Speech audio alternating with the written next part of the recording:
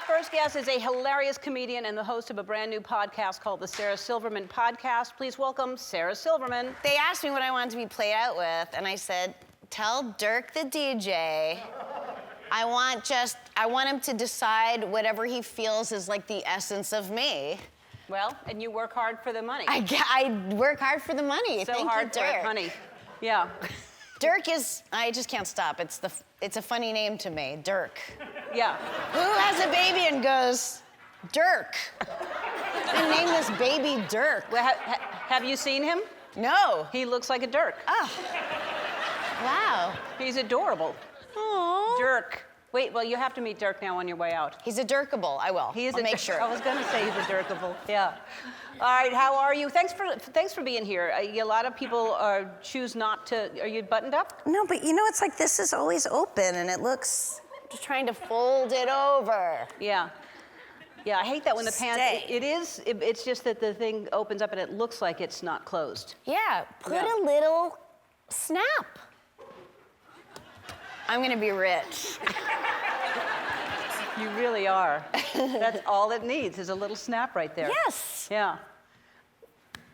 Sorry, go on. That's all right. You were talking about me? I was saying thank you for being here. And see, if you were Zooming, we wouldn't even know that was going on. We would just see the top of you. And yet you made a choice to be here, and now look at that. But this is the magic. Yes, this is. And you're going to be rich because of the snap. Ugh, I can't wait. Hello, sharks. Okay, hear me out, sharks. Here's my pitch. So you're here, you're healthy. Is your family healthy? What's going on? Yes, my family's great. They're very excited I'm here. We're a big Ellen family. Oh, that's nice. And then my dad reminded me, I didn't remember this, but now I remember it. First of all, this I remember. So you gave me one of my first writing jobs. It was to write for you for the Grammys. I was like trembling when I met you. You took me to Kings Road Cafe. Anyway, so then I start writing for you for the for the Grammys, and it was my first day going to your house, and I had just moved here from New York. And so I park my Toyota Corolla on the street, and then I walk to your driveway, and I press a thing, bring. I go, oh, it's Sarah Silverman. And then a big gate opens. It's for cars, but I didn't know. And it's at night, you know, it's dark out. And I got my backpack and I start walking. I see no house. And now I've gotten so far that I'm scared to go back, but I'm scared to go forward. And I don't know if there's gonna be a house. And like a mile later, a house. But I didn't know you drive into a house, you know. Anyway, then, you were real nice and I got comfortable, and that's when the schnorrer in me comes out, and I started bringing my laundry.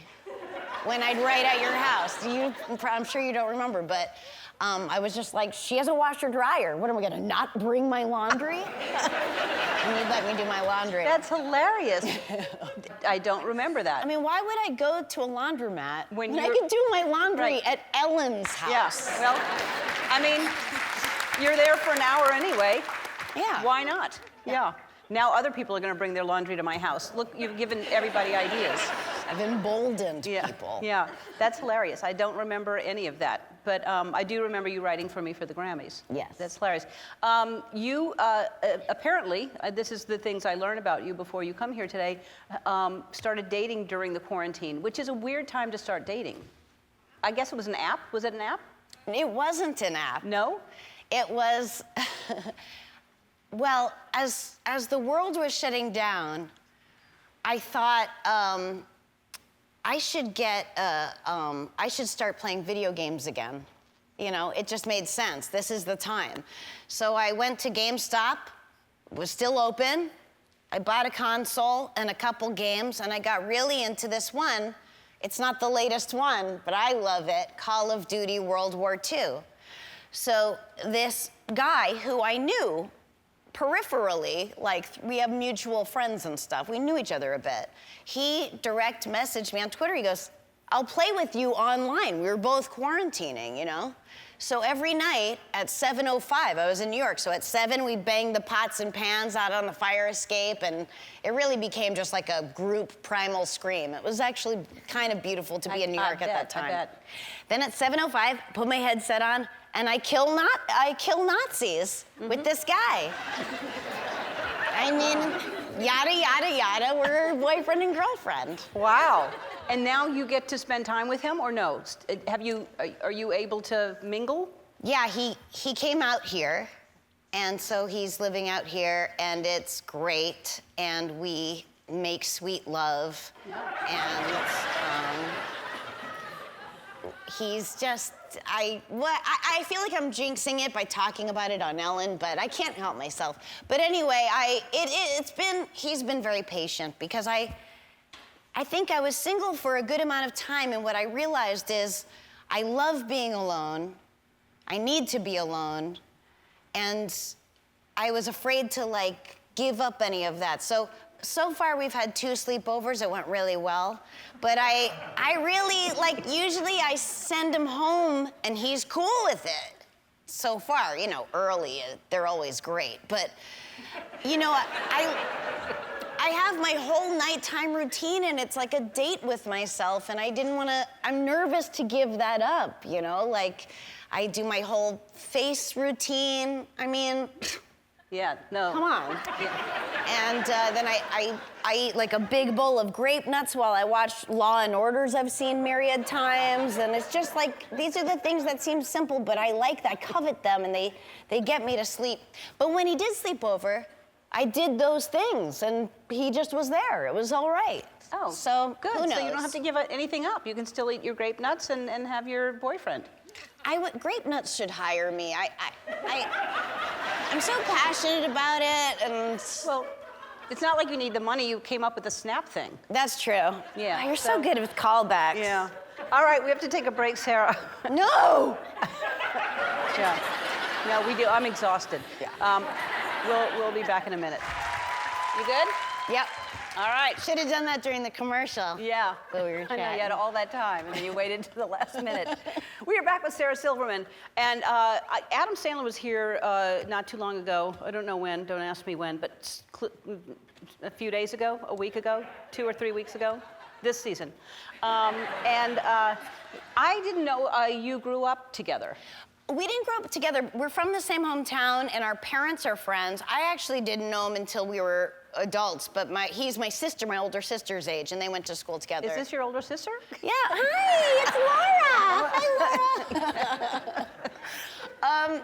But you know, at our age, you feel like I've heard every story about me when I was little that I'll ever hear, and that's the end. But Adam and I were on the same show at Largo. And I did my set, and I brought him out, and then he went on, and I was sitting in the wings watching him, and he told a story about me when I was little that I've never heard. Wow. Isn't that neat? So his mom, Judy Sandler, was my nursery school teacher, and I guess she tells this story. So a kid was said a swear, I think, and she was telling them, you know, scolding them, or explaining to them, you can't do that. And she said, I was listening to the conversation, I leaned in and I went, those are at-home words. That's adorable. I never heard it. Wow. God, I'm cute. Yeah, you're adorable. Yeah. You're adorable. Let's talk about your podcast. Yeah. Let's do it. I have a podcast. It starts today. It's called the Sarah Silverman Podcast. You know, I haven't done stand-up. I've never gone this long without doing stand-up since I was 18, and I needed someplace to put that. And you know, our friend Tig for years has been like angry at me, like, why don't you have a podcast? I go, I don't know, you know. But now I do, and I feel like it is kind of my medium. It's loose and messy, and oh, look at that. Yeah, there you are, doing your podcast. And what's different is you don't have guests in studio. You listen to voicemails and give advice listening to the voicemails, right? My biggest fear is asking people to do my podcast. Like, I have a party once a year, and I have a big sign that says, no podcast soliciting, because nobody wants to be, I know this sounds like this is real like celebrity problems, but no one wants to. You're having a nice conversation with someone, and they go, "You know what? You should do my podcast," and you just think, "Oh, we were having such a nice time." Yeah. Well, we have voicemails for you to listen to in the next segment, and you're going to give some advice to these, okay? Okay. All righty, we'll be back.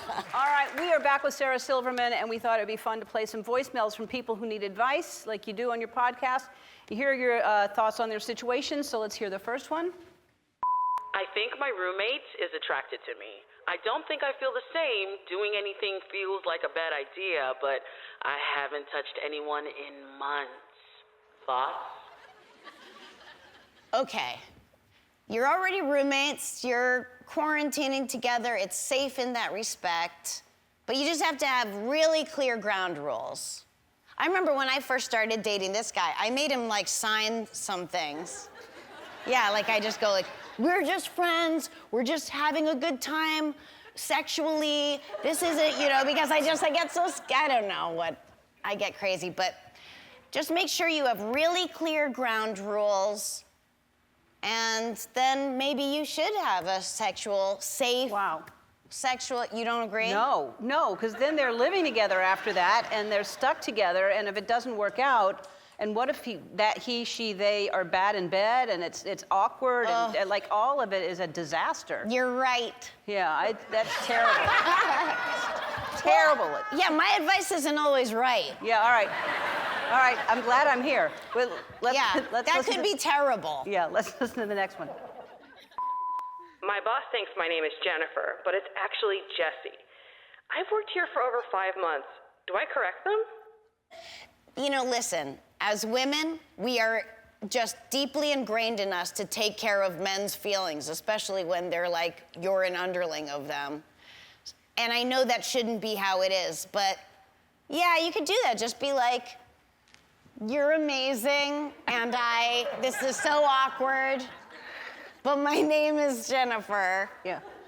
I mean, just do it. Rip off the Band-Aid, and then it will be an ongoing joke with you, and you'll get closer. What if she says, I just recently changed my name.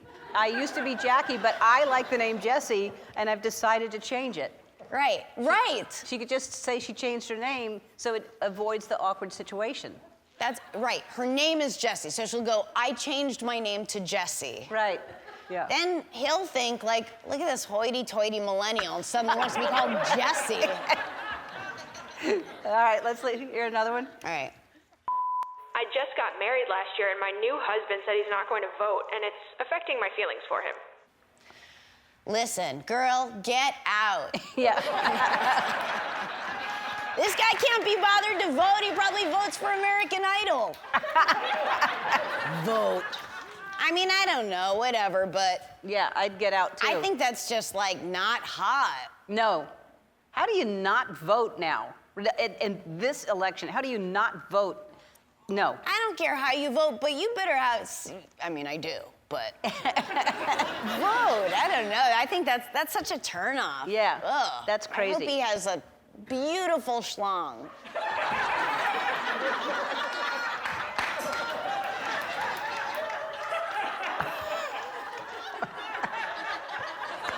Is this not daytime? Is this not daytime enough? Some people are watching, depending on what part of the world, it could be nighttime, so it's okay. Sorry, my podcast, too, it has a lot of at-home words.